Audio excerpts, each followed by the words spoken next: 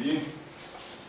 Obrigado à FEAE, na figura do nosso presidente, por me dar a oportunidade de estar à frente dessa iniciativa em nome da FEAE. De fato, nós temos aqui o primeiro passo de um assunto que provavelmente vai ter uma longa caminhada.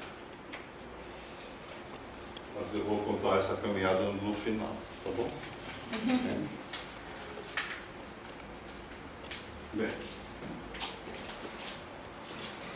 antes de mais nada, um alerta.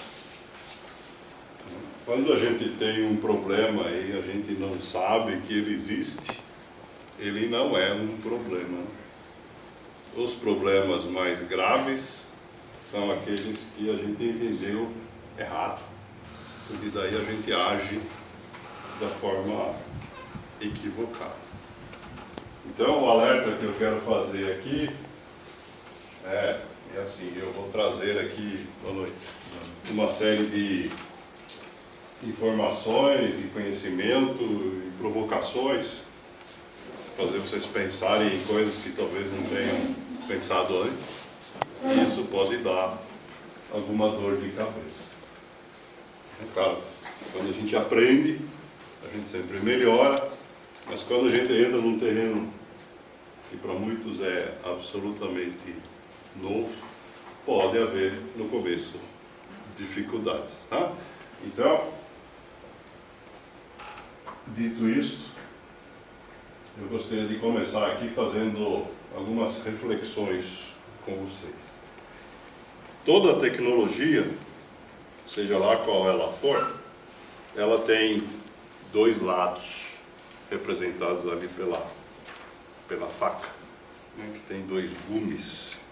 Eu gostaria de começar aqui pedindo para que vocês identifiquem qual é a tecnologia aqui.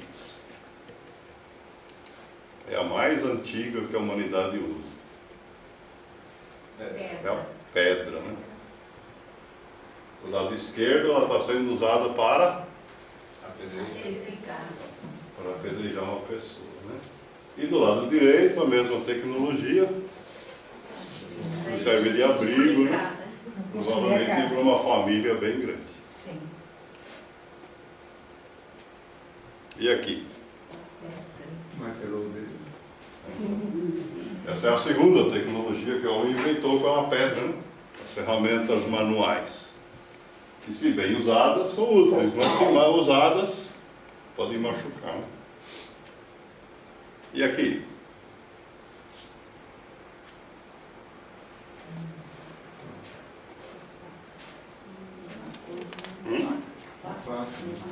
É a faca, a mesma tecnologia que facilita o nosso processo de alimentação, se mal utilizada, pode ser até fatal, né? E aqui? A eletricidade. Aham.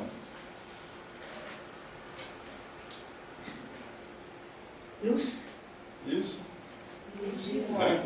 Do lado direito, a eletricidade servindo como luz, né? A cidade funciona à noite graças a esta tecnologia. Sem ela nós não estaríamos aqui nos enxergando, porque está escuro. Mas ao mesmo tempo ela pode servir para executar uma pessoa, né? E aqui? Energia nuclear, né? O que nós temos do lado esquerdo? Bomba atômica explodindo, né? Matando dezenas de milhares ou centenas de milhares de pessoas de uma vez. E do lado direito, a usina Angra 2, que gera energia elétrica para centenas de milhares de pessoas. Foi construída em Itaúna. Uhum. Tintos Biguarani quer dizer pedra podre. Pedra podre. E aqui? A aviação, né? Do lado esquerdo ela está sendo usada para bombardear, para matar pessoas, né? E do lado direito, Para salvar. salvar as vidas, né? Resgatar. Para resgatar pessoas em perigo, né? Sim. A tecnologia é a mesma. Né? E aqui? A medicina. Operações. Bisturi. Aqui nós temos dois usos, né? Aqui é a cirurgia à distância. Você tem um robô cirúrgico e os cirurgiões estão do outro lado do mundo se precisar, né? E aqui? O que esse cirurgião está segurando na mão? Quem quer ser operado por ele? A gente está anestesiado, não vai perceber. É o primeiro nível de cirurgia à distância. Ela pode estar recebendo orientação de alguém. Tá bem? Você confia nessa? Mas ela não deveria ter Pois é. Né? E aqui? Celular, Os moleques ali estão fazendo. babá eletrônica. Babai não. É assim, não é babai. Do lado direito é uma babá eletrônica. Né? Que deixa muitas mães. A babá foi substituída pelo celular. Aham. E aqui nós temos crianças da mais tenra idade já envolvidas em uso, né, da tecnologia.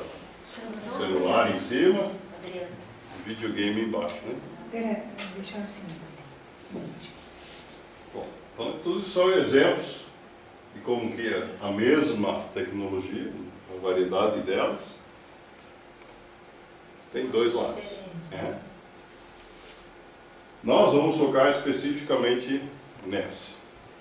E conforme a Adriane falou no começo, as principais pessoas que a gente tem que se preocupar são as crianças, né?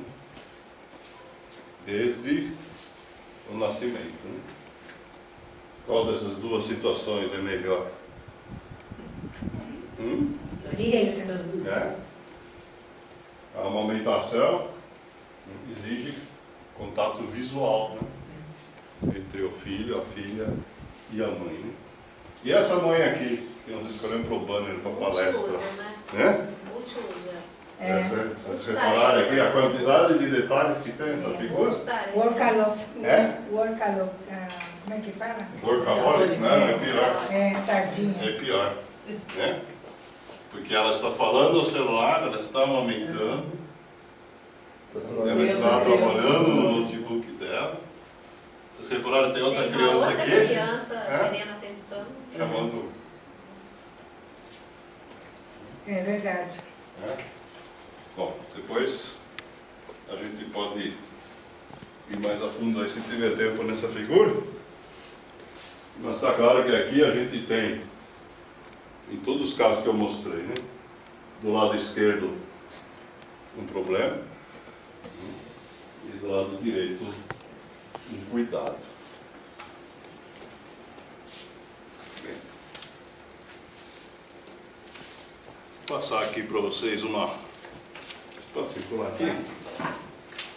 Essa folha que eu vou fazer circular aqui é a letra de uma música que nós vamos reproduzir agora para vocês. Espero que a técnica aqui seja bem sucedida.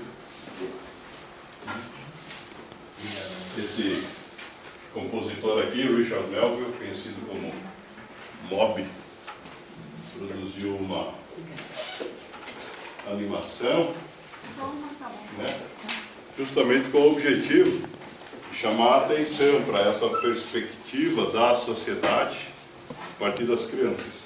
A música é cantada em inglês.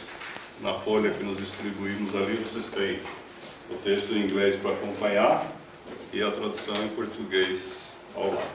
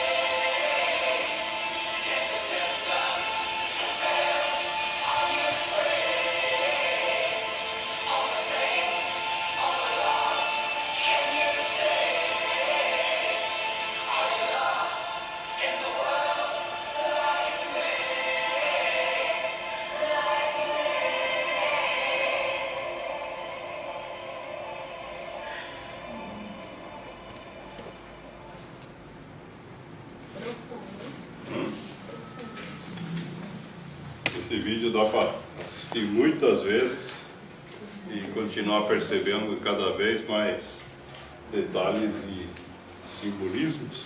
Sim. Muito além do texto da letra, né, que a gente consegue distribuir. O importante neste momento, então, é a gente ter consciência que qualquer que seja a ferramenta, inclusive no caso das tecnologias digitais, a gente tem benefícios, mas tem riscos. E a gente precisa entender o que é de um lado e o que é do outro, para não cair no erro de achar que tudo é benefício e sair usando indiscriminadamente. Em particular, comparando com as outras tecnologias que a gente citou no início, a tecnologia digital tem uma dificuldade adicional. Por quê?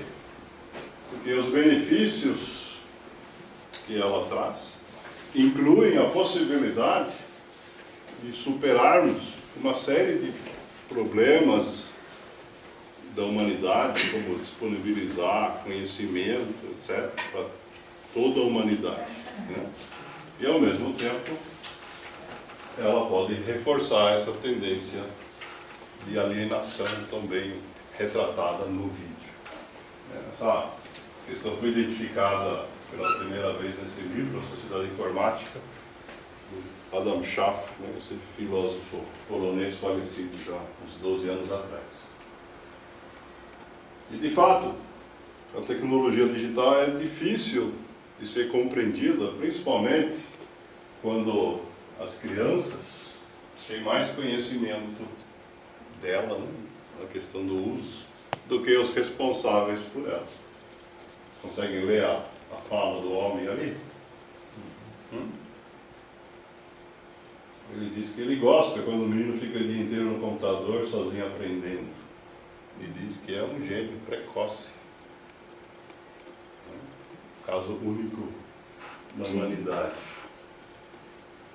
Bom, daqui a pouco vocês vão entender que ali tem um erro, né? Mas antes disso, vamos olhar para os benefícios.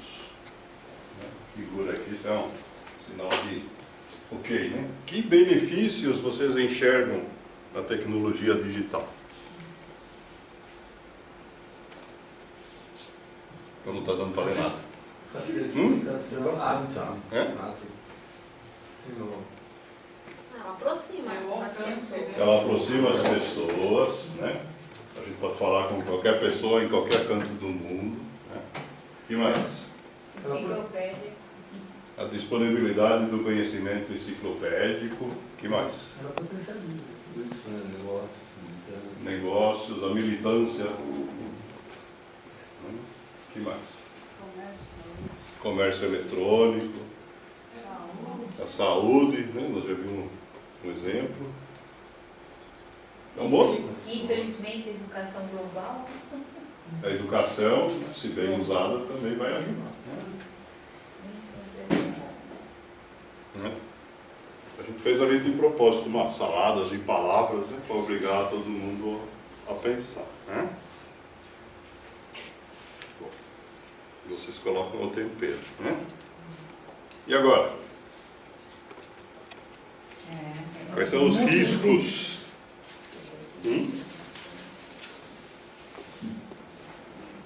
Você não sabe com quem está falando, né? Aham.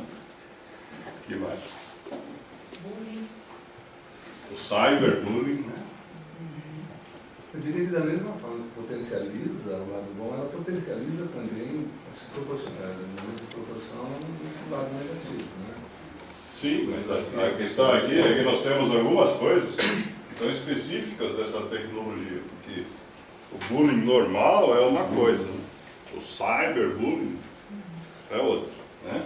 Mas nós temos algumas, por exemplo, o roubo da identidade, que ela não existe no mundo real, no mundo digital é muito mais fácil. Isolamento. Vazamento de fotos inapropriadas. Sem a tecnologia de fotos, não vai acontecer. Não é verdade? Então não é só potencializar o que já tem. Nós estamos introduzindo novos riscos. Né? Ela absorve, né? Quer dizer, tem uma coisa nova, ela toma conta do início. Sim, exatamente. Ela propicia o total isolamento. A criação mesmo de falsas notícias para se beneficiar ou para prejudicar alguém. Isso. E outra coisa, a criança fica fazendo isso, ela acaba comendo e está acontecendo o quê? Obesidade infantil. Eu acho também que ela não impede o amadurecimento emocional. Muito bem. Bom, então nessa altura do campeonato, está todo mundo de acordo que esta tecnologia digital é igual a todas as outras que a humanidade já enfrentou. Pode ser usada para o bem ou para o mal. Né? O que a gente precisa é de sabedoria para distribuir umas coisas das outras. Não é isso? A gente já ouviu isso. Não sei A gente já ouviu aonde. isso, você não ouviu. Bom, mas tem mais um detalhe aqui. Né? Essa tecnologia digital, hoje, ela é ubíqua, né? Essa é uma palavra pouco usada. Mas que quer dizer basicamente o seguinte, que está presente em tudo quanto é canto. Quase como se fosse onipotente, mas não tem potência, ela sozinha não faz nada, nós que usamos. Aqui neste lugar tem dados circulando pelo ar com um sinal sem fio o tempo inteiro, não é verdade? Então, de alguma forma, não é nenhum exagero a gente dizer que hoje a gente já vive dentro da máquina. Aliás, eu que sou da área de tecnologia, eu lembro um fabricante de computadores que não existe mais, há mais de 20 anos atrás, o slogan dele, para lançar os computadores dele, era que o computador é a rede. Não importa o dispositivo, o importante é a rede. E a gente vive dentro dela. E aí os resultados começam a ficar desse jeito. O que vocês enxergam ali? Cada um na sua. O isolamento. O isolamento. Total. Na verdade, o que era para ser o momento em que a família faz a refeição Aí é uma todo família mundo disfuncional. junto. Isso. Ao invés de junto e misturado, está junto e separado. É Isso. verdade. E tem mais. Esse coitadinho está abandonado. Isso é crime. Eu vou mostrar daqui a pouco. Você dá prisão. Abandono do incapaz? É? Abandono do incapaz. Abandonando ninguém. Tá certo? Vejam que os mais velhos estão olhando para a televisão, alguns estão no computador, outros no celular, e a mesa, bom, a mesa. Pra quê? Para quê? Nem precisa mais, né? Nem tem. Tá certo? Esse processo de abandono, inclusive, ele vem sendo incentivado comercialmente. Isso aqui está vendo no Mercado Livre.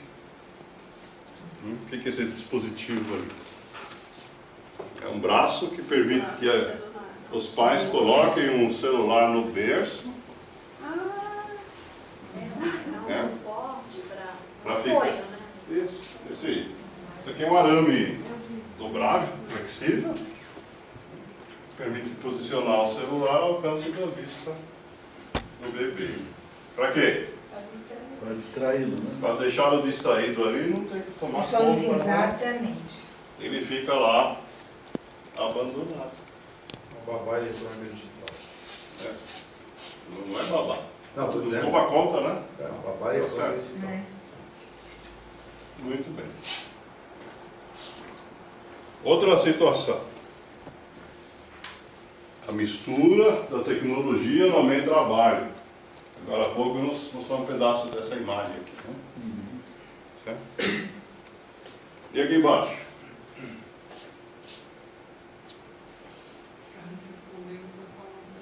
Não, ele perdeu o braço na máquina. É uma máquina de corte. Este sujeito, aqui não percebeu, a mão dele está aqui. Isso aqui é uma fábrica. Aqui está escrito máquina de corte, para quem não está enxergando. A linha de Ah, eu não produção. estava É enxergando. isso aí.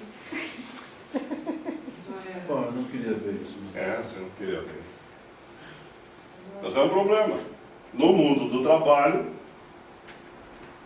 isso pode gerar acidentes de tudo quanto é tipo. Sim. Mas a tecnologia é ubíqua, ela está em toda parte.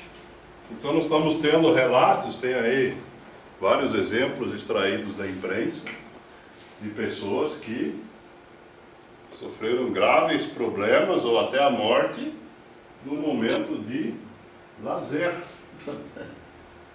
Porque as pessoas estavam tentando tirar selfies em lugares que tinham alto risco. Sim. Por exemplo, em cima da linha do trem, no alto de uma montanha,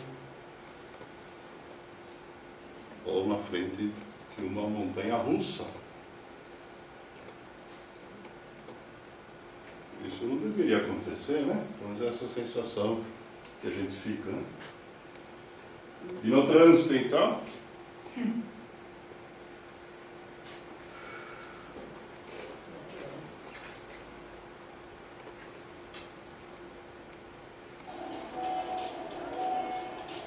E aí, tô dirigindo, mas pode falar.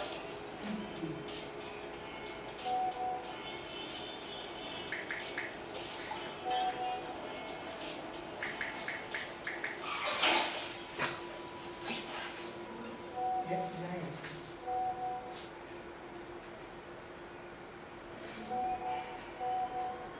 Consegue ouvir a ambulância ao fundo?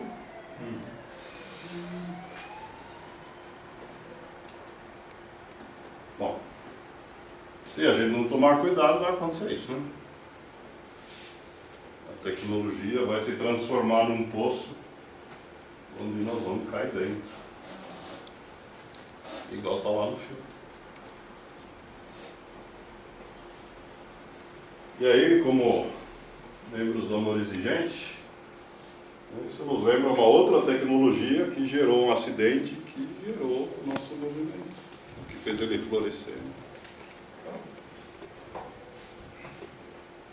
Quando o filho da Dona Mara veio a falecer em função de um acidente causado por um sujeito que estava bêbado, isso foi uma tragédia.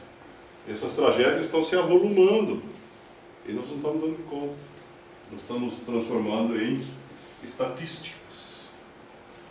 E as pessoas ficam insensíveis a isso. Não é esse o caminho para quem é amor exigente. E pior ainda, nós temos casos onde a tecnologia é usada para incentivar as pessoas a tirar a própria vida. Quem já ouviu falar da baleia azul? Sim. Quem já ouviu falar de jovens que depois de sofrerem bullying de vários tipos, por exemplo, terem imagens deles tomando banho nas redes sociais, não aguentaram a pressão social e suicidaram? Poder ficar aqui contando tragédias de monte. Não esse é o objetivo. Mas é para entender que isso dava para prevenir. Nós não somos obrigados a conviver com esse tipo de... desde que a gente tome alguns cuidados. Então, fica essa dúvida, né? Até onde que isso é bom, normal, saudável, e onde que a gente passou da linha, entrou no mundo dos problemas. E aí, com tudo que é tecnologia, a gente vai chamar a ajuda dos universitários. Quem são os universitários aqui? São os cientistas que, ao longo dos anos, vêm estudando este problema, encontraram um monte de resultados, já tomaram algumas medidas, e é isso que eu gostaria de detalhar agora um pouquinho.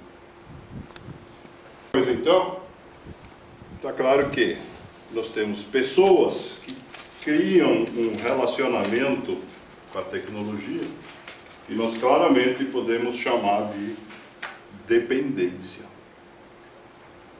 Antes de começar a palestra, que tinha até gente brincando uns com os outros, né? Porque estavam aqui, né, fazendo uso da tecnologia. Mas não é isso. Se vocês forem olhar na literatura, vocês vão encontrar montes de nomes. Tem gente que chama isso de compulsão digital, de dependência de internet, de uso patológico, de vício digital, de transtorno por jogos. Mas, na verdade, é tudo resultado de um mesmo fenômeno. Tem livros publicados aqui, falando especificamente em adicção no Facebook, em adicção num dispositivo como iPhone. Tem até aqui um artista que retratou aqui o sujeito sendo escravizado pelo jogo, né? Ele está jogando Pokémon. E o que é característico aqui? Essa postura aqui. Vai gerar o quê? Vai gerar problemas físicos também, né? Não somente mentais. Então, esse conjunto de problemas nós vamos chamar de dependência digital. Ok? Por quê? Em primeiro lugar, esse não é um fenômeno que foi identificado agora pelos cientistas. O primeiro trabalho de adicção à internet já tem mais de 20 anos. Está mais perto de 25 que de 20. Esse site, Net Addiction, foi fundado em 1995 por esse médico americano, o Kimberly Young. E depois disso, existe aqui um número enorme de trabalhos científicos, que nós não temos tempo aqui, obviamente, de ler e analisar cada um, mas que nós preparamos um pequeno resumo. Então aqui nós temos uma sequência de slides mostrando resultados de pesquisas científicas. À direita aqui tem os autores, né, caso alguém queira se aprofundar.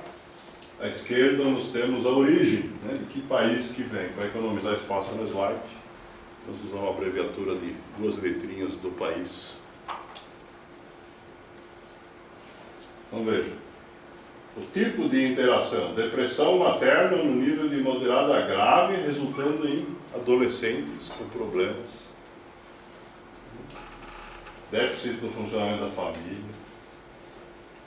No caso do Irã aqui, baixa qualidade nas relações familiares, níveis menores de devoção, problemas de comunicação, problema de uso de substâncias junto com a dependência tecnológica, danos físicos, mentais, sociais e escolares na Finlândia, Parkinson antes da hora, comorbidade com o uso de maconha, alexitimia, a pessoa não ser capaz de descrever seus sentimentos em palavras na Itália, depressão e ansiedade na China, estão dando a volta ao mundo. Combinação com álcool na Itália, a descoberta em Israel, né, de que durante o jogo o cérebro dos jogadores libera dopamina, da mesma forma que quando se faz uso de substâncias psicoativas. A diminuição do pensamento linear, o desgaste desses circuitos que são úteis, né, para esse processo, a geração de pessoas com déficit de atenção, transtornos obsessivos, as interrupções contínuas, provocando perda de memória, a dessensibilização, alguém já falou isso aqui antes, né? E hoje tem estudos gigantescos aqui, por exemplo, são estudos com 13 mil adolescentes, conduzidos simultaneamente em um monte de países, que mostram os problemas de comportamento dos adolescentes. Então, veja, não é um problema só aqui nosso, isso é um problema universal. Aqui no Brasil, o primeiro trabalho nessa teia aí de temáticas, ele foi conduzido pelo Instituto de Psiquiatria da USP no ano de 2005, quando eles criaram o domínio dependência de internet. Essa é a cara que o site tinha aqui em 2005, à esquerda. Se vocês abrirem hoje, ele tem esse visual aqui. E a primeira coisa que aparece é que faça o teste online, para saber se você é dependente da internet.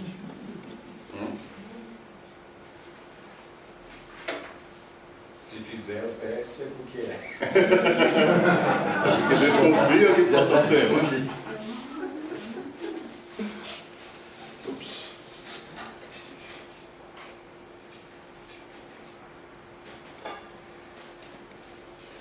Bom, então nós temos aqui várias definições que os cientistas tentaram dar para essa problemática, né? Então, por exemplo, esse estudo, que foi um dos que apareceu na lista lá, o Young americano, Nabucco, pesquisador brasileiro, eles publicaram essa definição de dependência de celular, né? Dizendo que são pessoas com baixa autoestima e têm dificuldade em desenvolver os relacionamentos no seu ambiente social e sentem uma urgência de estarem conectados uns com os outros. E como consequência disso, os problemas, né? Quando privados dos aparelhos, ficam perturbados. E se você obrigá-los a desligar, aparecem sintomas como ansiedade, irritabilidade, transtorno do sono e até tremores, como na bebida, e problemas digestivos. Obrigado. Sim, para quem conhece a dependência química. Obrigado. A gente tem aqui exatamente essa questão. Então vejam, a maioria dos cientistas que estudaram isso inicialmente, até por serem médicos e não pessoas do mundo da tecnologia, focaram nessa questão da internet de jogo, né? Mas o problema são as consequências, né? A gente tem um progressivo desconforto emocional e prejuízos funcionais desses jovens e adultos que caem nesse problema. Ou seja, nós temos uma síndrome que é multidimensional, já ouviram falar disso antes? Né?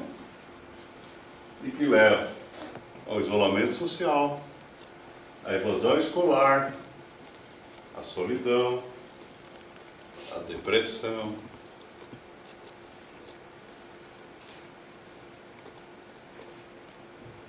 Então, os estudos mais recentes, isso aqui é a tradução aqui de um texto publicado pela Organização Mundial da Saúde no ano passado. A tendência qual que é? Dependência é dependência. Pode ser com ou sem substância. E a dependência tecnológica, ela faz parte das dependências sem substância. Mas precisa deixar claro aqui que não é a única, né? Todo mundo que tem experiência com dependência química, né, sabe que o vício em substâncias é uma desordem neuropsiquiátrica, é uma doença, e gera nas pessoas o desejo de continuar a ingerir a substância, mesmo quando ela provoca consequências negativas. E o vício sem substância? O que acontece? Ele também tem esse potencial de gerar consequências nocivas. Veja, nós não estamos falando apenas do jogo da internet. Vício sem substância inclui o quê? Conseguem interpretar essas figuras aqui? Compra, Jogo, comida, compulsão alimentar, academia, compulsão em exercícios físicos e em compras. Certo? São alguns exemplos de dependências ou vícios, né? Chamados de comportamentais, que geram consequências nocivas para as pessoas, mas não tem a ingestão de qualquer substância psicoativa. Correto? Apesar que no alimentar, A substância não é psicoativa. o açúcar é. Mas não necessariamente compulsivo por alimento, é compulsivo pelo açúcar. Fala de alguém que foi compulsiva por alimento. Bem, o importante aqui é só, assim, aqui nós não vamos discutir a compulsão alimentar, né? Mas o importante é entender que a dependência tecnológica, então, ela faz parte, é um pedaço, né, desse gigantesco problema, e os cientistas estão dividindo dessa forma. Nós temos a dependência química como sendo o vício com substâncias psicoativas, e tem os outros, onde a dependência tecnológica faz parte, onde não há a ingestão de uma substância psicoativa. Mas, na interpretação de alguns cientistas, no caso da dependência tecnológica, há uma coisa muito pior ainda. Por quê?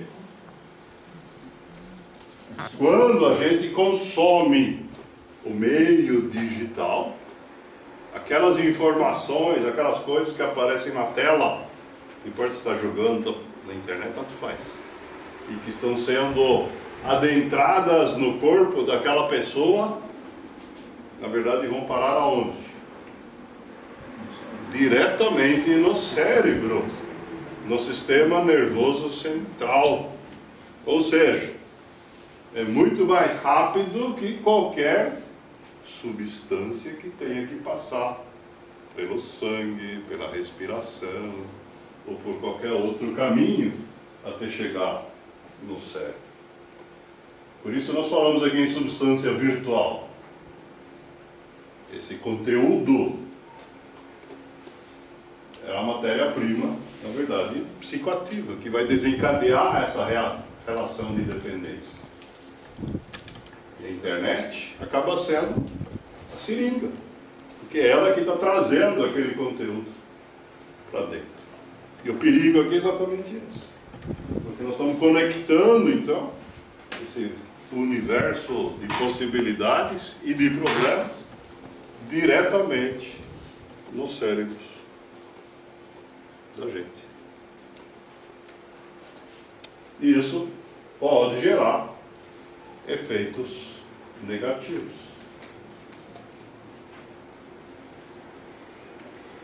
Eu não falei ainda aqui do Instituto Tecnologia e Dignidade Humana. A doutora Cineiva, que preside esse instituto, ela escreveu esse livro aqui, né? E a gente tem,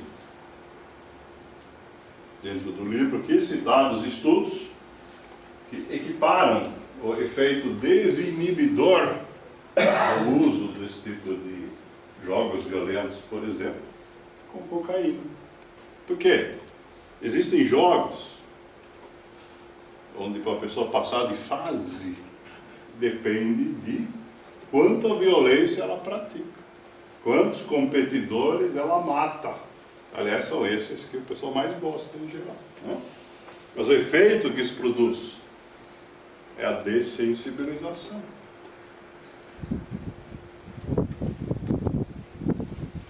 A gente passa a ter dificuldades em transitar na mente daquele indivíduo que usa aquela substância virtual entre o que faz parte do mundo real e o que faz parte do mundo virtual.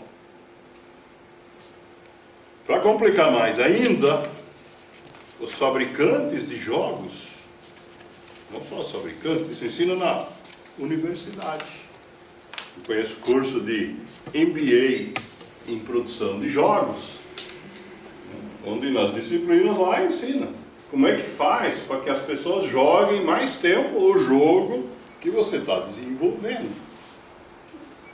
Porque o produtor do jogo, o jogo hoje via internet, a maioria dos jogos são gratuitos, para você começar a jogar.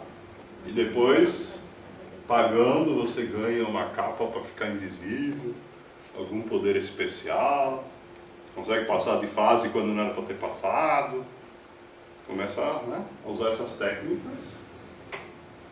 E isso faz com que, então, na verdade, a gente passa a ter, que nós chamamos de um sistema de recompensa variável, nesse processo. Esses jogos, usando a internet, permitem que as pessoas formem times virtuais. Então, você pode ter equipes que se formam dentro dos jogos, com pessoas espalhadas pelo mundo. E mais, existem hoje produtores de jogos que fazem campeonatos e quem ganha recebe prêmios, é convidado para ir em grupos. E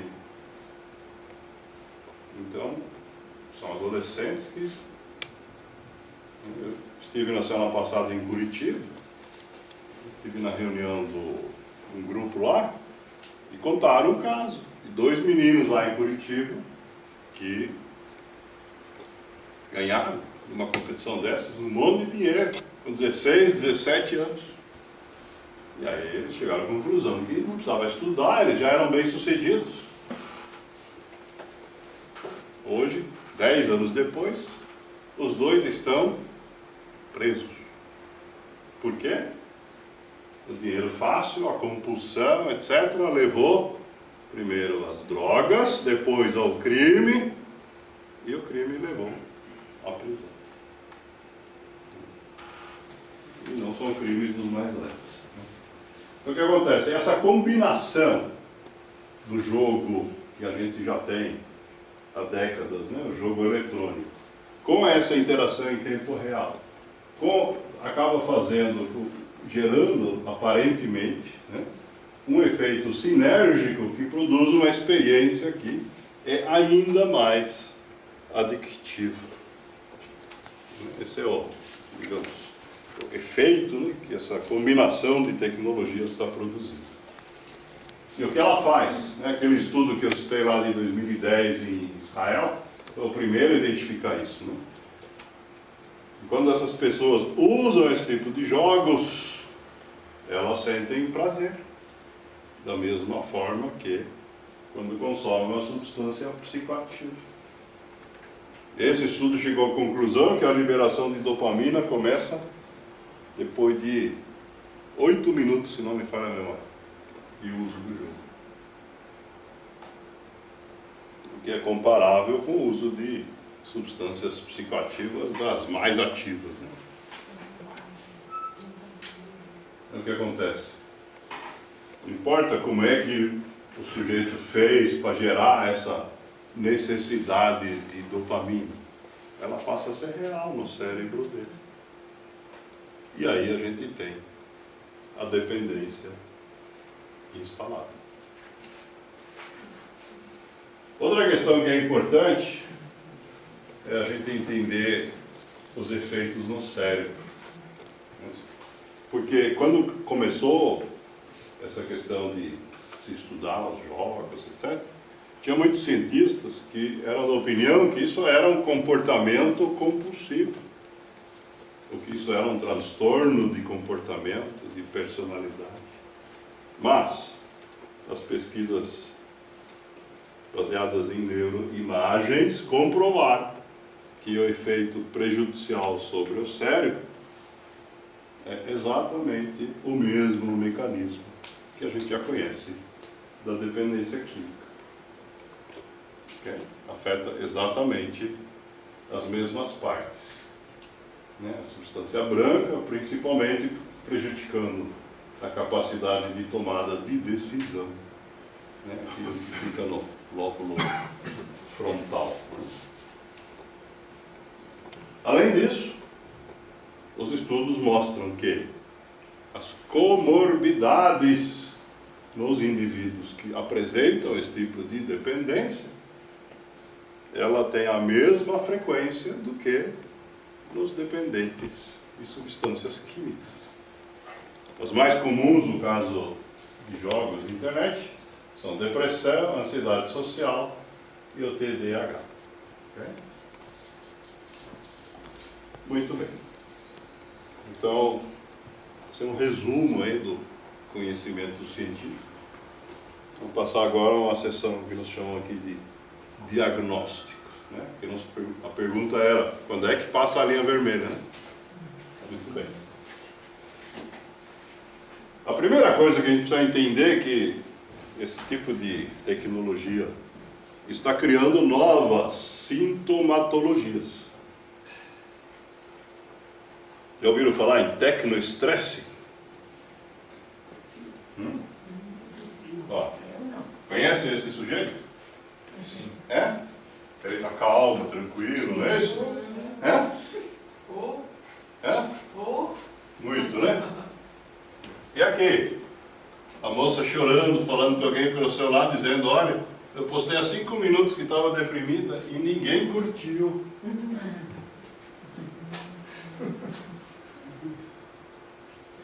Isso é tecnoestresse, né? Porque se não tivesse como publicar, isso não ia acontecer. Claro. Outro sintoma já classificado na literatura, o síndrome do toque fantasma. O que significa isso? A pessoa está com o celular no bolso, no modo silencioso ou até desligado, e ela tem a sensação que ele está vibrando e vai pegar por ela. Alguém já passou por isso? Sim. Ainda não. Ainda não. Porque essa é a doença do ainda. A gente chega lá. Outro nome novo aí, a nomofobia. Essa palavra, na verdade, é uma tradução do original em inglês. Uma palavra foi inventada num estudo que foi desenvolvido na Inglaterra. Que é a abreviatura de No Mobile Phone.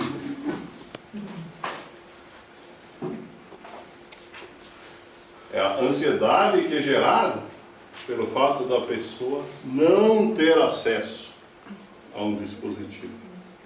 Ok? E tem estudos e mais estudos falando dos efeitos. Né? Isso aqui é um resumo de um estudo feito na Espanha. Foi produzido, acho que numa revista mexicana, se não me falha a memória, por estar em espanhol, dando algumas estatísticas, né, sobre quem são as pessoas que sofrem desse problema. 77% das pessoas entre 18 e 24 anos. É o número mais assustador. 70% mulheres.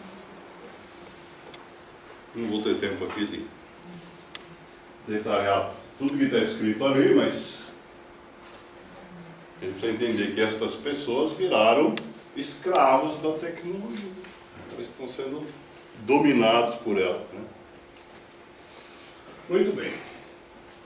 E falando em diagnóstico, então, nós vamos entender quais são as ferramentas científicas, médicas, que são usadas para diagnosticar problemas.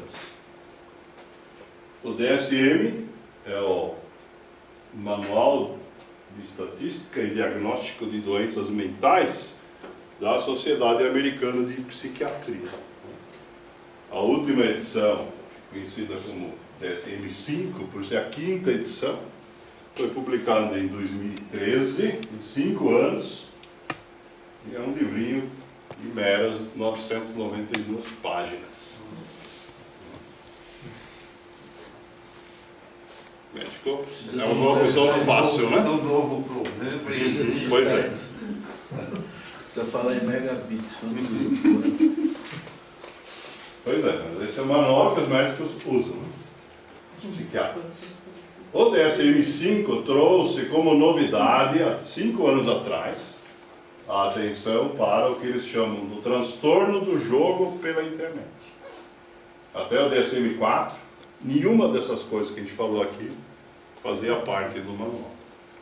Eles incluíram, essa página aqui está copiada está aqui, página 795, daquelas 990 e tantas, no capítulo chamado de Condições para Estudos Posteriores. Ou seja, eles identificaram que ali tem coisas que nós não sabemos ainda o suficiente, que precisam ser melhor estudadas, mas que de fato são problemas.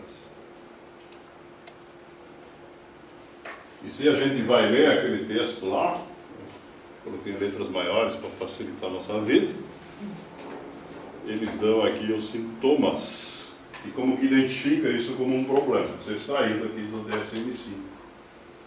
Então, o primeiro sintoma aqui é a saliência, a preocupação em pensar sobre a atividade do jogo, seja o último que se envolveu, seja planejando o próximo.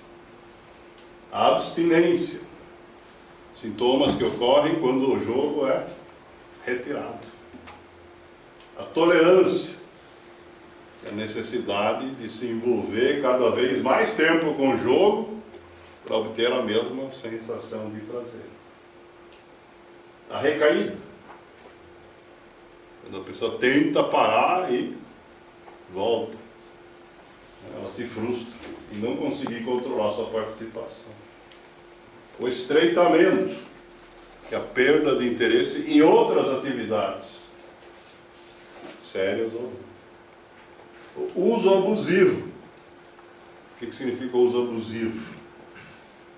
É quando o uso gera consequências negativas, problemas psicossociais, que a pessoa está consciente que estão acontecendo, mesmo assim ela continua usando. Conflitos interpessoais. A pessoa começa a enganar os seus familiares. Não, eu fui dormir, mas a porta do quarto está fechada. Engana o terapeuta e outras pessoas do seu círculo de relacionamento para esconder quanto tempo está gastando no jogo, por exemplo. Conflitos intrapessoais, que o uso do jogo como forma de aliviar outras dores. A pessoa está com alguma dificuldade, ela se afasta daquela dificuldade e ocupa a mente usando essa tecnologia. E por último, o prejuízo social. É quando a pessoa perde oportunidades na vida real, relacionamento, educação, na carreira. Por quê? Está envolvida com a tecnologia.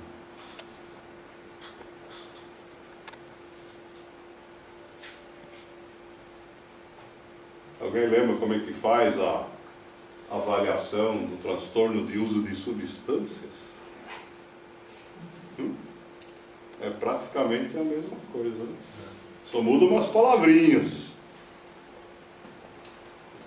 Bem, esse conjunto de sintomas ali que nós acabamos de descrever, o DSM diz que se 5 ou mais deles forem observados num prazo de 12 meses, então nós temos a comprovação diagnóstica desse distúrbio.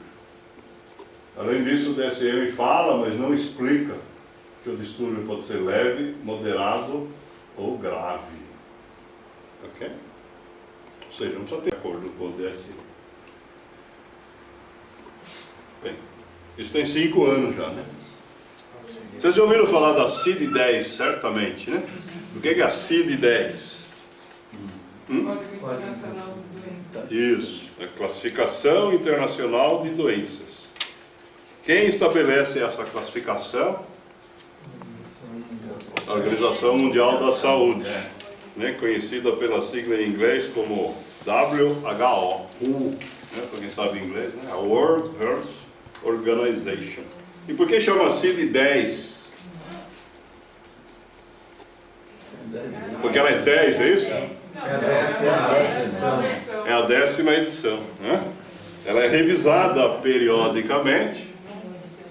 A CID-10 está em vigor desde 1990. E em 2014 começou o processo de revisão, com vistas ao lançamento da CID-11. Ok? O anúncio da classificação de doenças a ser usada na CID-11 ocorreu há exatos 15 dias.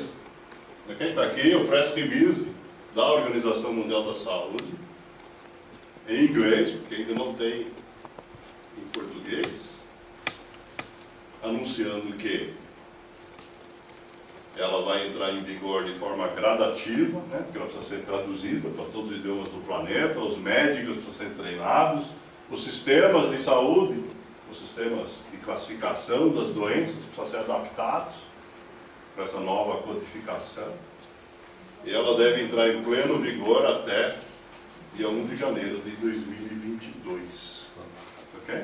3 anos e meio para implantar isso no mundo inteiro, um prazo razoável. Bem, a novidade da CID-11, que está aqui, é que eles incluíram o Gaming Disorder e mais. Na categoria, está aqui, aqui nós temos a classificação de todas as doenças mentais ou de desenvolvimento neurológico. Eu ampliei aqui para facilitar a leitura. E nós temos que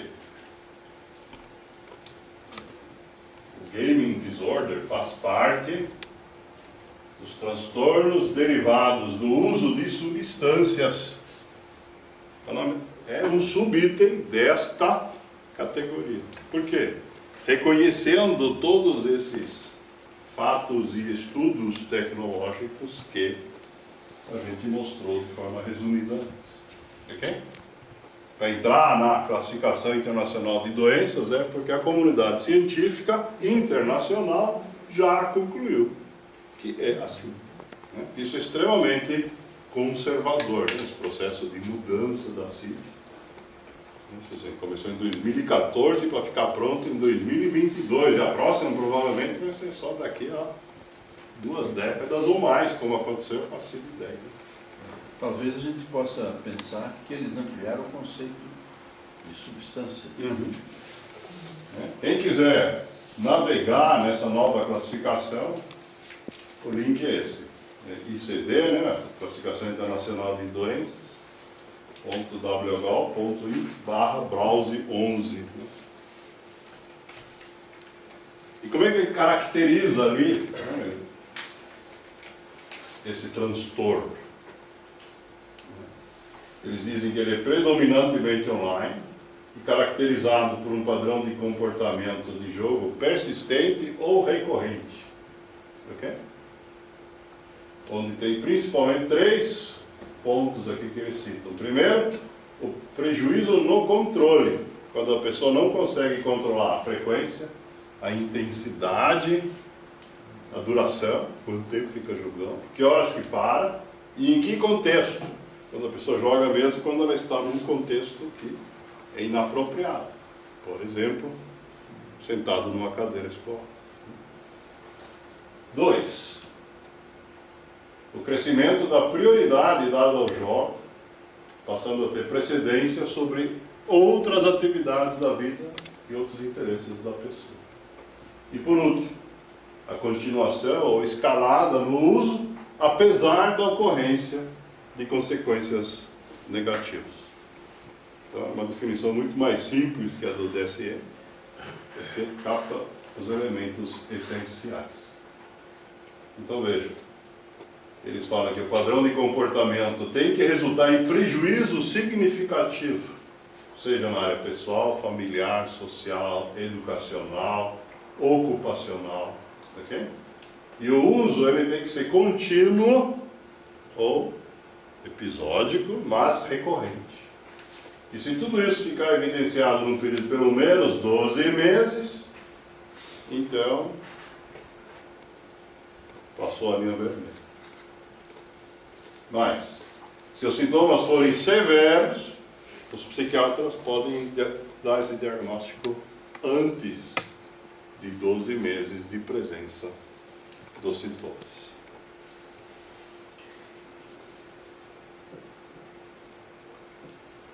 Muito bem. Como toda dependência, esta também tem questões ligadas ao direito. A gente tem alguns aspectos jurídicos que precisam ser esclarecidos. Nós falamos desde o começo na preocupação com as crianças e os adolescentes. E no Brasil existe uma lei apelidada de ECA, não é um nome muito bom, né? Mas é a sigla do Estatuto da Criança e Adolescente, que diz que é criança até 12 anos, adolescente entre 12 e 18. E eles têm, por lei ou por outros meios, a oportunidade e a facilidade para se desenvolver de forma física, mental, moral, espiritual e social, em condições de liberdade e dignidade. Isso se choca com esses efeitos, né? Então aqui a gente tem um problema. É mais, essa lei é enorme, né? Vocês viram até livro escrito sobre ela. O artigo 243 do Estatuto da Criança e Adolescente, ele foi reformado em 2015, só tem essa redação aqui. Vamos ler aqui com cuidado. Vender, fornecer, servir, ministrar ou entregar, ainda que gratuitamente, a criança ou adolescente, bebida alcoólica ou, sem justa causa, outros produtos que possam causar dependência física ou psíquica. Essa redação foi dada no Congresso para fazer com que inicialmente a venda de bebida alcoólica para menores de idade fosse considerada crime. A violação desse artigo está lá na lei. É penada com 2 a 4 anos de prisão, caso não envolva nenhuma outra crime mais grave que este. Ok? Mas se a gente for ler com cuidado o que está escrito aqui, lembra, estamos no mundo do direito. É muito fácil aqui interpretar que isso não se aplica só à bebida alcoólica, mas se aplica, por exemplo, às drogas. Muitos traficantes já foram presos, acusados disso, provavelmente de outras coisas também. Mas se a gente for ler de novo, isso se aplica também aos dispositivos digitais. E ninguém se liga nisso. Quer dizer, um programa, um download, uma coisa que faz parte.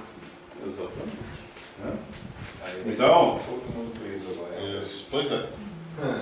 As leis mal feitas geram esses problemas, né? Nós vamos ter que trabalhar para que, de alguma forma, isso seja melhorado. Como está, pode ser interpretado como sendo bom, se a gente quiser, mas do outro lado, as prisões não vão dar conta, né? Se a gente for fazer a interpretação mais Como está, se você colocar um celular na mão de uma criança, Isso. foi.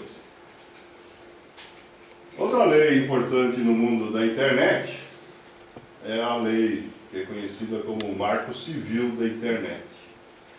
Essa lei foi sancionada durante essa conferência NET Mundial, que ocorreu aqui em São Paulo em 2014.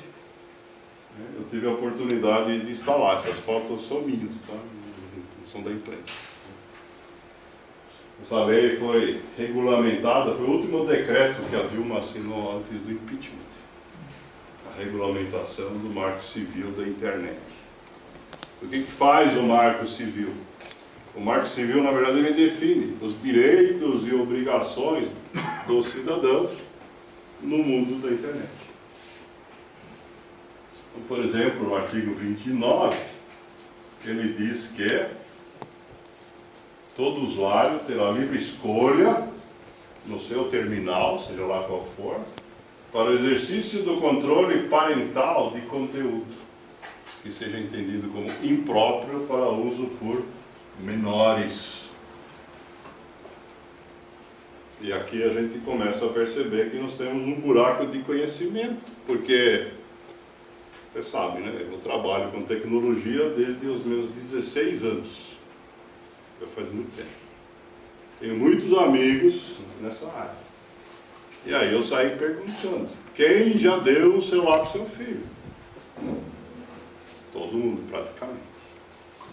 Aí eu fiz uma segunda pergunta. E você fez alguma coisa para impedir que os conteúdos impróprios para menores possam ser acessados. Você sabe como isto pode ser feito? Pois é, a grande maioria das pessoas não sabe. Mas a lei diz que tem que saber. E quem não sabe está prejudicando as crianças.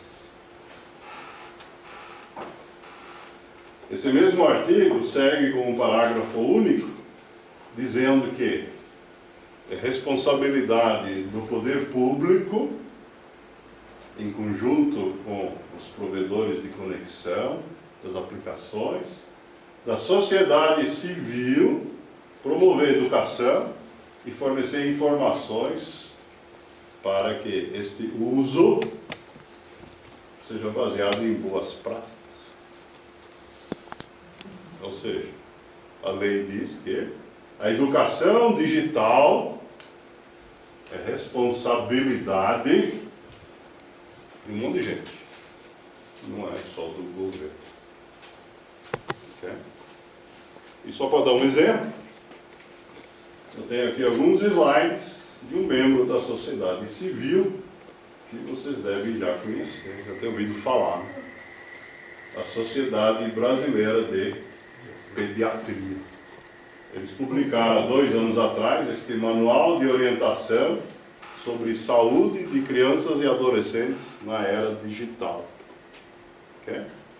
Está disponível como PDF para download, só entrar no Google e procurar por Manual da Sociedade Criança e Adolescente Digital, vai aparecer direto o link.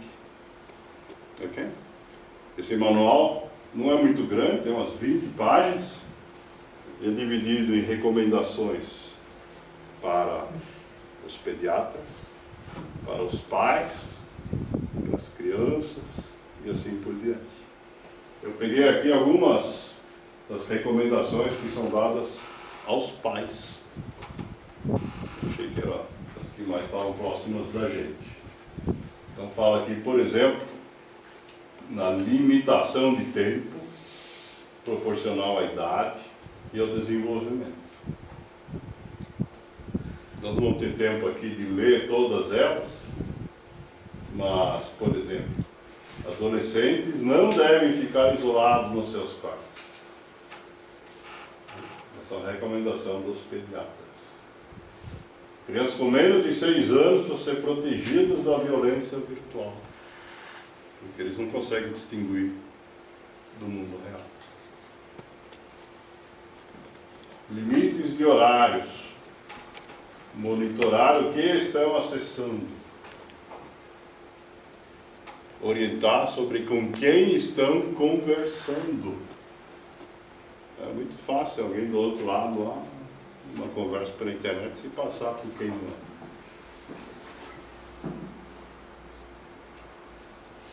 Vou pular esse aqui para a gente... Então veja. Essas deveriam estar na frente, mas aqui está na ordem que está no manual. Conversar sobre os valores familiares, sobre as regras de proteção social para que o uso seja saudável, crítico e construtivo. Não postar mensagens de desrespeito, discriminação, intolerância ou ódio. Aproveitar oportunidades aos finais de semana durante as férias para conviver com a família, com amigos, e dividir momentos de prazer sem o uso da tecnologia, mas com afeto e alegria.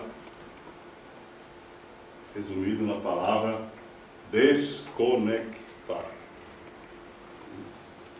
Bom, esse é o trabalho da Sociedade Brasileira de Pediatria. Esse último item Sim. é interessante, né? É o fim da picada, a civilização está tendo. Precisar se documentar uma coisa tão Pois é. óbvia dessa, né? Muitas vezes o óbvio que é mais difícil da gente. Simples, Exatamente. Muito bem. Então, vou passar aqui para aquilo que eu prometi no começo, né? Certo? Tudo isso aqui que eu falei até agora é, na verdade, primeiro resultado de um trabalho conjunto entre o Instituto de Tecnologia e Dignidade Humana e a Federação de Amor Exigente. Já faz algum tempo que a gente tem relatos em diversos grupos de pessoas que chegam com problemas desse tipo. Nós tivemos em 2017 uma psicóloga, né, a Rosana Severini, né, que foi com o Luiz Fernando no programa na televisão, Vida Melhor, e tratou desse tema, e depois isso gerou um artigo na nossa revista. Essa revista acho que é de junho de 2017. Outra coisa que a gente sempre precisa lembrar é que o amor exigente ele veio evoluindo ao longo do tempo em função das demandas da sociedade. Quando o amor exigente começou, o problema principal era álcool. O crack nem existia, não é verdade? E, felizmente ou infelizmente, não cabe julgar, as demandas continuam mudando. Isso que nós apresentamos aqui faz parte dessas mudanças que estão ocorrendo. Como consequência disto, então nós tivemos na Assembleia da FEAE do ano passado, 25 de novembro, a aprovação de uma parceria com o Instituto de Tecnologia e Dignidade Humana, cuja Assembleia Geral também ratificou essa parceria na sua Assembleia em dezembro do ano passado, o que gerou esse casamento aqui, que tem como primeiro fruto esse material que nós estamos estreando hoje.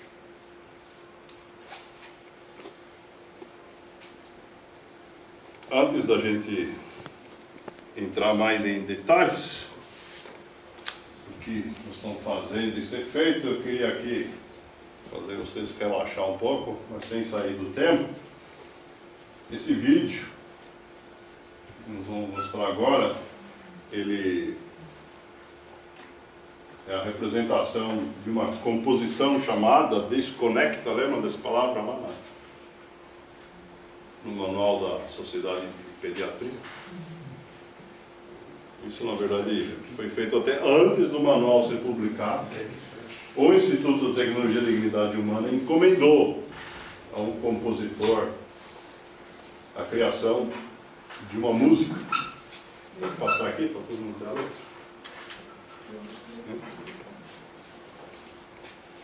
E essa música acabou sendo... Passou na televisão. Oi? Passou na televisão. Então, essa música, ela na verdade existe desde 2015. Ela passou quase que desapercebida. Até que, neste ano, no Dia das Mães, o coral infantil do Colégio Adventista da Tijuca, no Rio de Janeiro, na homenagem que as crianças lá organizaram para o Dia das Mães, acabaram cantando esta música e aí viralizou. Eu participo de N grupos em redes sociais, não só do Amor Exigente, mas de outras atividades, inclusive esportivas. E esse vídeo circulou em todas elas, ok? Mas para vocês aqui, nós temos isso aqui disponível em alta resolução, tá?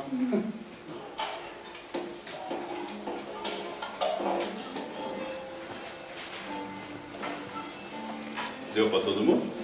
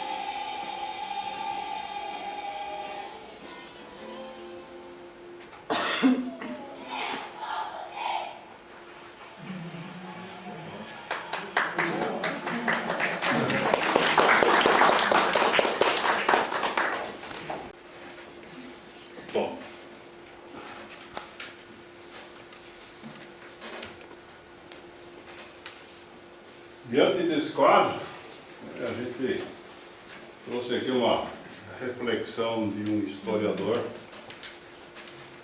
tipicamente brasileiro, descendente de imigrantes, na verdade, se não me falha a memória, ele veio de criança para o Brasil, e ele escreveu nesse livro A Corrida para o Século XXI, e nós, como sociedade, temos no Brasil o costume de deixar para pensar nos prejuízos daquilo que a gente faz depois, quando for possível. Mas essa é a raiz do problema. Nós temos mudanças cada vez mais rápidas que fazem com que a gente não tenha tempo para parar e refletir. Muitas vezes, para nem nos darmos conta de que já é tarde demais. É isso que ele escreveu. A gente acha que, para a grande maioria da sociedade, ainda dá tempo. Mas tem trabalho a ser feito. Assim como no caso da dependência química, é possível fazer prevenção. E o que significa isso? Bem, o trabalho que foi iniciado a partir dessas duas assembleias, né, da aprovação dessa colaboração, cooperação entre o ITDH, que a gente abrevia, e a FEAE, ele gerou, por enquanto, 2 projetos. Do primeiro é que está saindo esta palestra. Okay? O primeiro projeto, ele tem por objetivo a gente criar material de sensibilização. Isto é, chamar a atenção e dizer, olha, cuidado, aqui nós temos um problema. E o objetivo aqui, então, é disponibilizar esse material. Eles estão trabalhando para que tenha a possibilidade de que outras pessoas possam trabalhar com esse material e que ele possa ser estendido, eventualmente, para o formato de oficinas, incluindo, por exemplo, esses testes de autoavaliação. Porque mesmo que você não tenha chegado no nível patológico, ter consciência de em que grau é muito leve, zerado ou perto do moderado, ajuda a gente. O passo seguinte é criar material de formação. Por quê?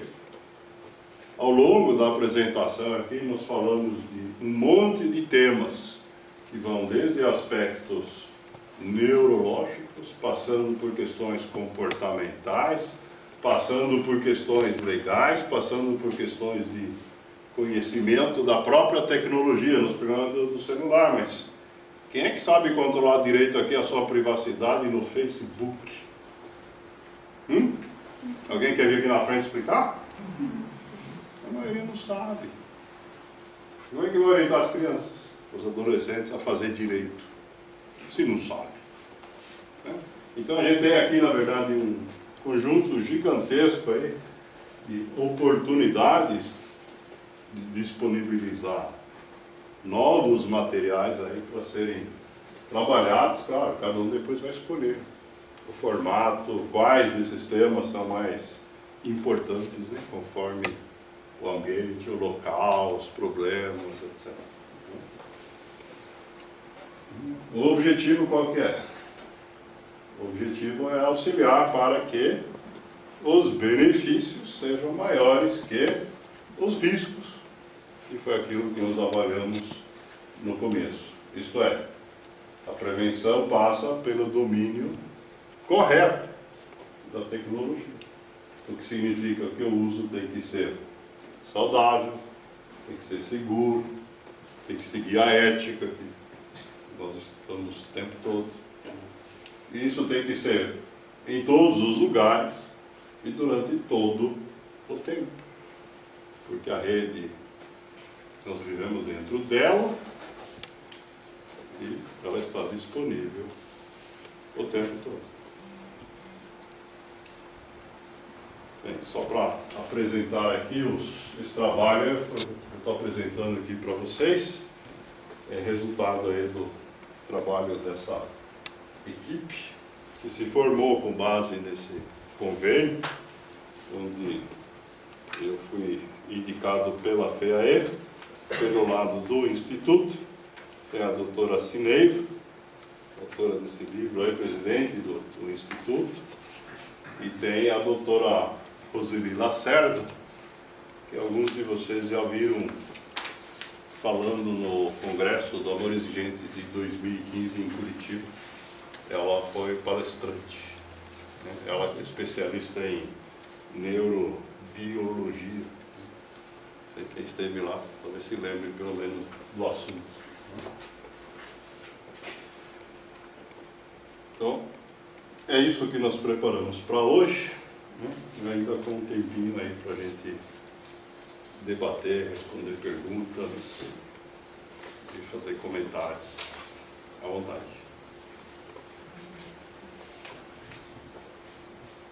Como que a gente pode ajudar no sentido de colaborar para a produção do material, ou seja lá, me voluntariar para esse serviço? É uma excelente pergunta, né? Na verdade, neste momento a gente está trabalhando, nosso segundo projeto está no começo. Estamos organizando quais são os tópicos mínimos que precisa ter, né?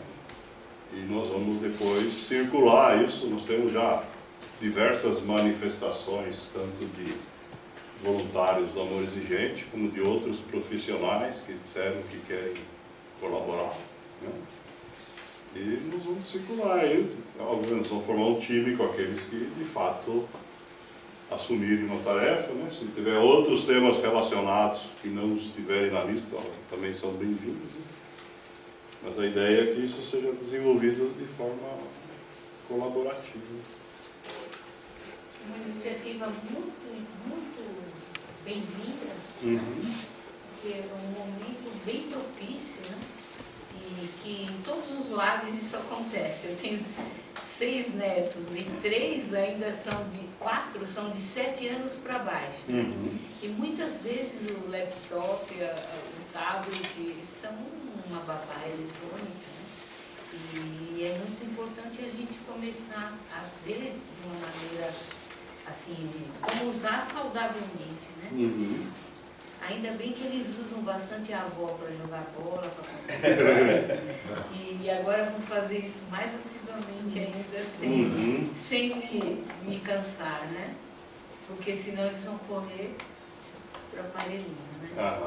Porque é muito disponível, né? Sim. E a gente precisa mesmo desconectar. É muito interessante esse tema, que acho que vai abranger tudo essa proposta. É um questionamento assim que eu acho que é muito sério, né? As próprias escolas, nas formações das crianças, não incentivam isso, né? Quando não se usa mais lousa, não, entendeu? Os recursos você só vai incentivar. Claro, tudo tem o seu lado bom, mas tem seu lado ruim. Mas assim, me preocupa muito. Né? É isso que você está Eu tive citando. um caso muito pontual que nós convivemos, assim. Eu morei um tempo fora do Brasil, né?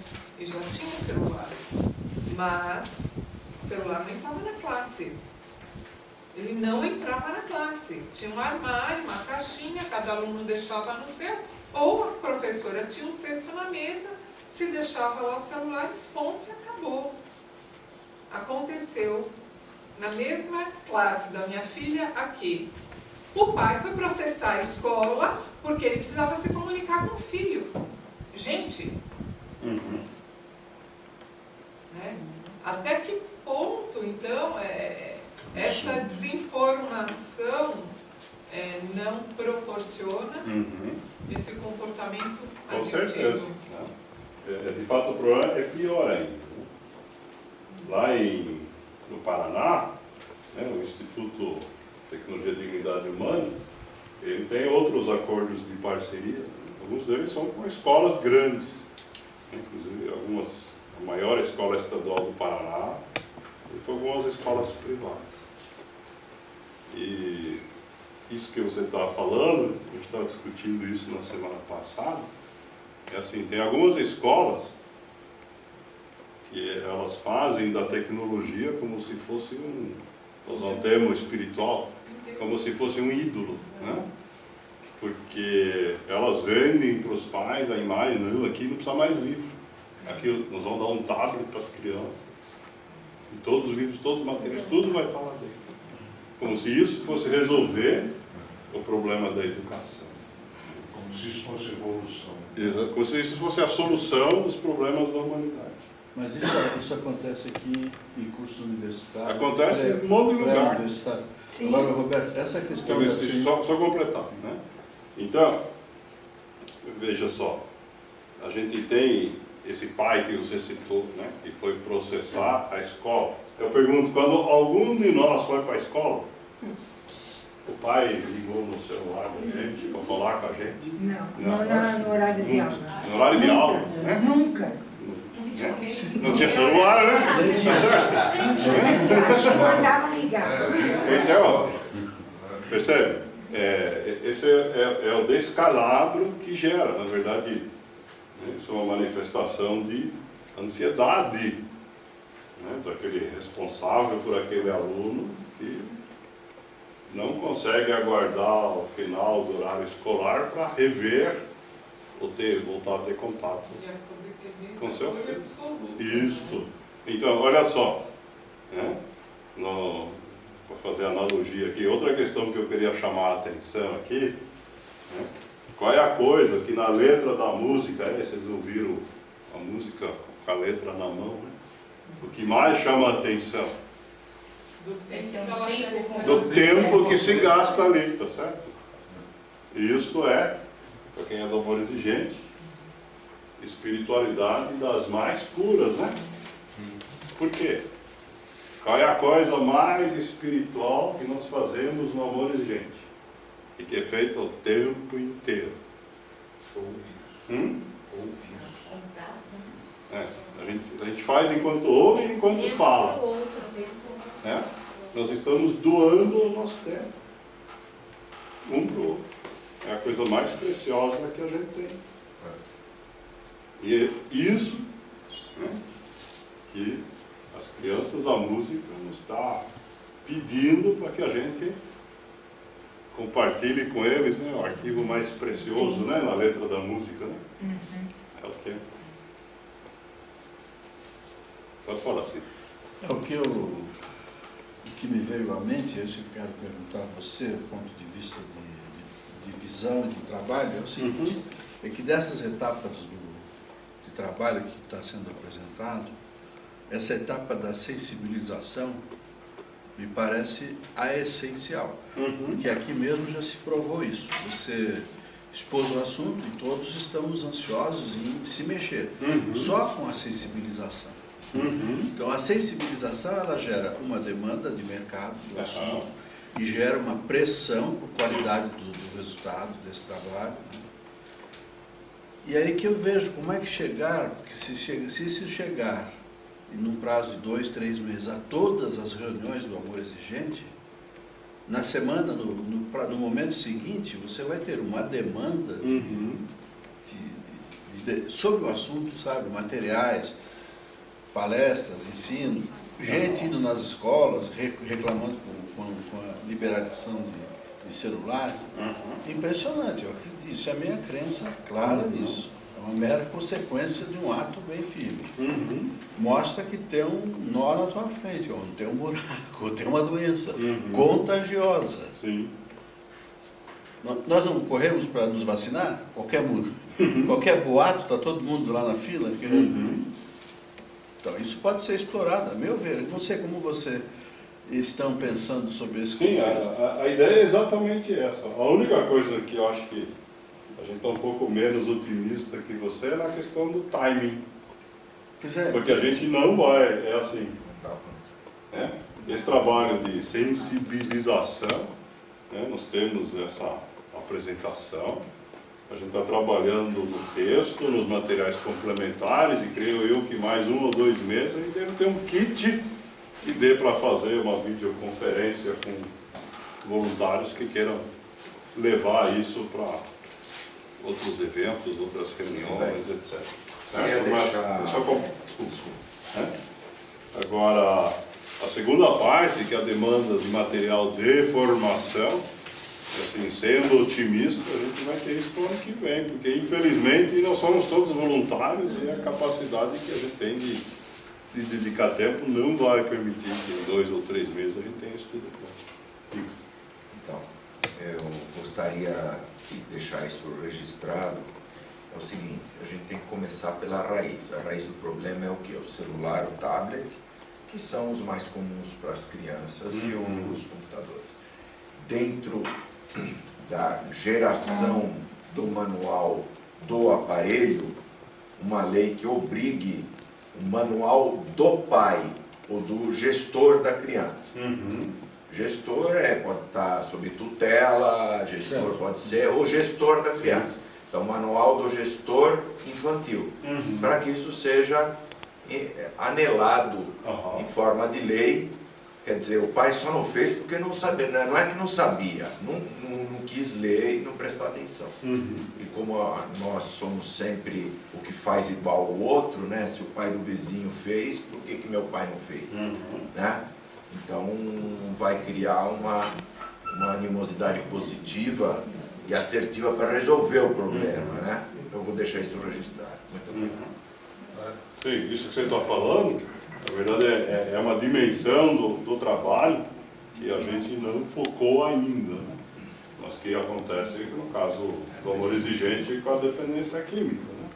Que é a questão da gente se movimentar no sentido de influenciar políticas públicas, né? Então, essa sugestão que você deu, né, de obrigar o fabricante do equipamento, né, no Brasil, né? No Brasil, a documentar como é que faz, né, essa prevenção parental que chama, isso deveria ser um item do Código do Consumidor, que rege a venda desses dispositivos. Mas na lei atual não está. É que nem informação no maço do cigarro. Isso. Exatamente. Tem um alerta. Exatamente, esse é o ponto. Esse é o ponto. Então, a conclusão é que nós temos muito mais trabalho do que a gente consegue imaginar pela frente. Eu não sei nem por onde falar. Eu queria pegar a frase que você trouxe para a gente, de que nem mesmo para reconhecer o momento em que já for tarde demais. E a gente precisa reconhecer que o nosso momento já está tarde demais. Eu não sei qual a média da idade dos filhos das pessoas que estão nessa sala. Eu sou de um curso de prevenção de amor exigente. E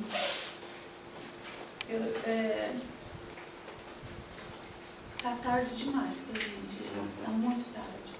Eu acho essa questão da sensibilização muito legal, muito bacana, mas eu gostaria de dizer que o Amor Exigente é um programa de ação, não de falação. Só sensibilização, sem a segunda parte, não me preocupa, porque a gente está muito carente da ação, né? Que são as... Eu estava olhando aqui para retomar. Que assim, nós não sabemos como nos proteger do Facebook, nem a nós mesmos, quem dirá como proteger os nossos filhos. Vamos começar por aí. E isso é muito urgente que seja feito. Tem uma outra questão que eu acho que é fundamental que a gente entenda. O tablet, a internet, o celular, e tudo isso, eles são nossos amigos. A gente precisa desmistificar essa coisa de que a culpa é do celular, de que a culpa é da internet, a culpa é do tablet. Por trás de tudo isso existe uma coisa que se chama comportamento, e é o comportamento em relação a essas coisas que é inadequado. A gente vem pensando lá no grupo, da gente desenvolver uma palestra assim, sabe? Vamos fazer as pazes com essas tecnologias.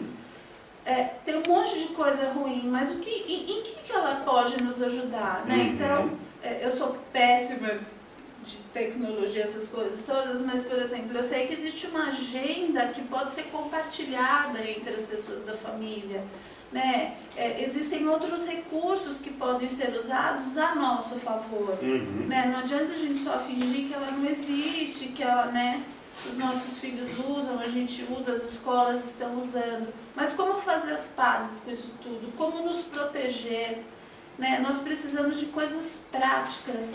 Além da sensibilização, a gente precisa estar sensibilizado, assim, as famílias, as pessoas estão, a gente só não sabe o que fazer. A gente precisa da parte prática.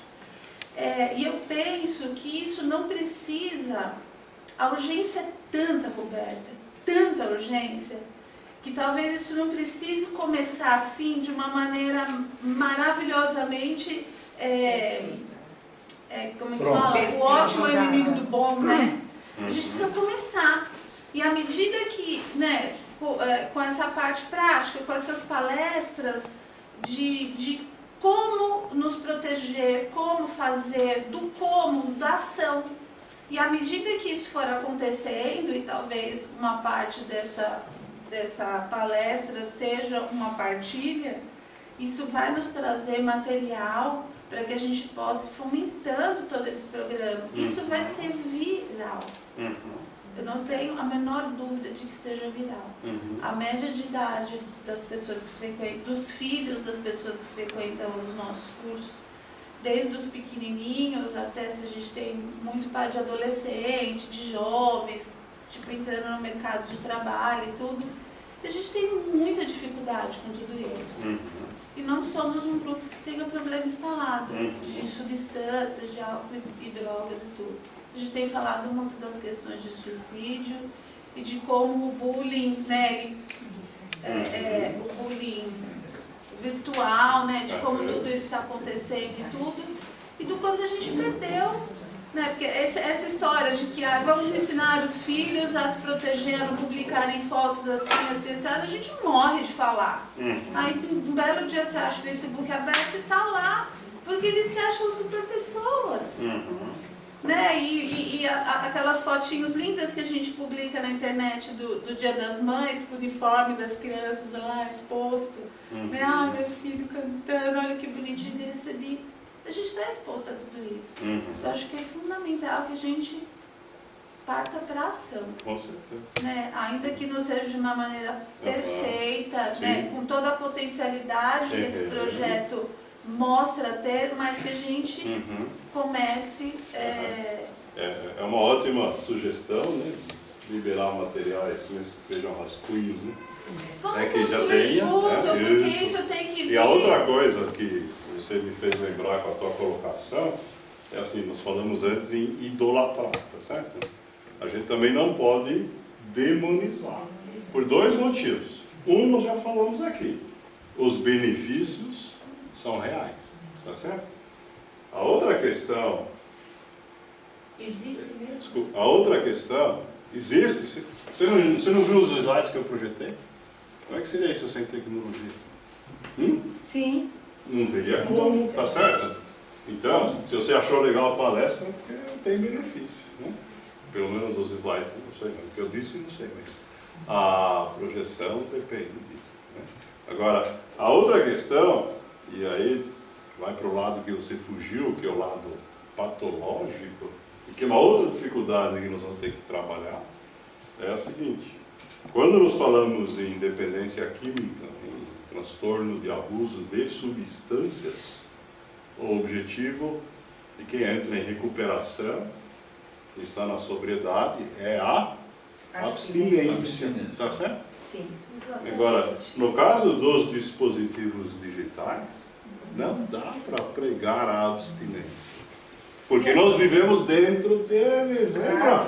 Lembra como por comida? É a mesma coisa. Mas é exatamente esse o ponto.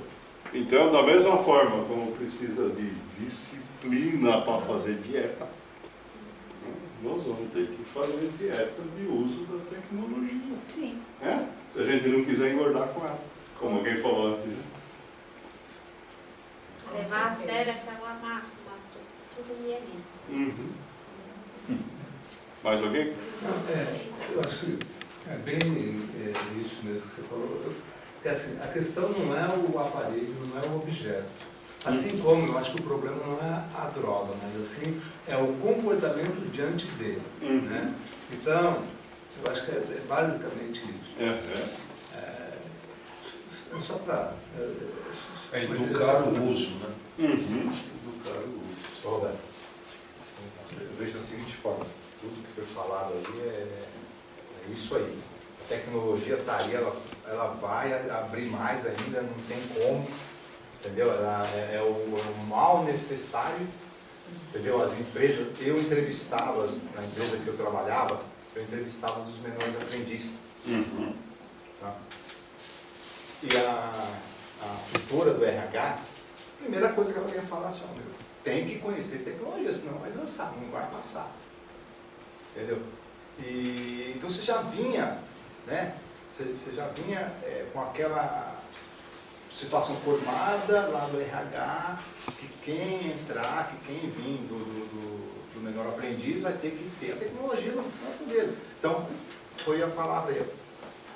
Como é que a gente pode mudar eles se nós não mudarmos, né? Em questão de tudo. O comportamento, hoje o mundo é o comportamento. Coisas fáceis aí, vou dar um exemplo aqui, tá? Mas a Copa do Mundo está aí. Pode olhar todas as equipes ali, é o comportamento. Acontece alguma coisa, que é o comportamento do indivíduo. Você fala, pô, mas o cara é dinamarquês, o outro é russo, outro não sei o quê, mas o comportamento é praticamente o mesmo. Às vezes tem uma violência, às vezes tem uma questão, roda o celular lá um com o outro, faz aquelas coisas que aconteceu. O Brasil foi mal visto lá fora por algumas atitudes, mas essas atitudes tem de outros países também. Sim. É que focaram ali no Brasil, entendeu? Então, eu tiro um pouco essa questão, que nem aqui a Flávia falou, nós temos um grupo lá de prevenção. Parece que a gente já está anos atrás, já tem que... Às vezes a gente fica mal amarrado, o que eu estou fazendo? Hoje eu dependo da tecnologia para vender. Sim. Entendeu? Da tecnologia para vender. Quantas vezes alguém pode aqui, ó, assim, ó, que nem a Flávia falou, foi numa festinha lá de festa junina, agora eu vou postar. Aí o pai ou a mãe não sabe postar aquela foto com a criança. Dá na mão da criança, puf, tá lá. Então, é o comportamento. Você já viu que você já deu a situação para ele resolver. Né?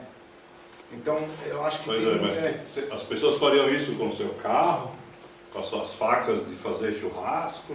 Sim. Tá claro? O problema é a criança? Não. Por isso que eu estou falando, o problema então, quando você fala aqui comportamento, né, eu lembro daquela frase que a gente usa toda semana nas nossas reuniões. Nada muda se não mudar. Então, esse é o desafio. A gente tem que entender para mudar o nosso comportamento. Gente, muito obrigado pela paciência. Bom, agradeço a atenção. Gisela, obrigado também a você. Imagina. Então isso é para você, porque eu esqueci de falar do teu nome. Imagina. Mas, obrigada. Aí tem uma combinação. Muito obrigada. E nós queremos saber mais. Achei muito interessante. Tem os sentimentos, eu acho que um deles, às vezes, esse jogo aqui mata a vovô, mas eu nunca vou te matar. Eu fiquei tão aliviada. Obrigada a todos que vieram aqui.